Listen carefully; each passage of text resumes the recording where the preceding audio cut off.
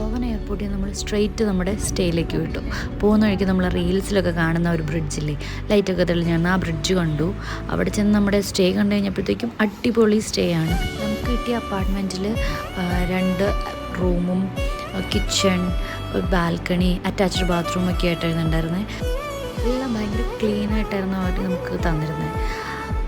അവിടെ ചെന്ന ഉടനെ എല്ലാവരും ഫ്ലാറ്റ് ആയാലോ എന്ന് വിചാരിച്ച് കയറി കിടന്നെങ്കിലും ഇല്ല, നമ്മൾ ട്രിപ്പ് വന്നേക്കുന്നതാണല്ലോ, നമ്മളപ്പം തന്നെ എണീച്ച് റെഡിയായി പുറത്തേക്ക് പോകണം എന്നുള്ള ചിന്ത വന്നു.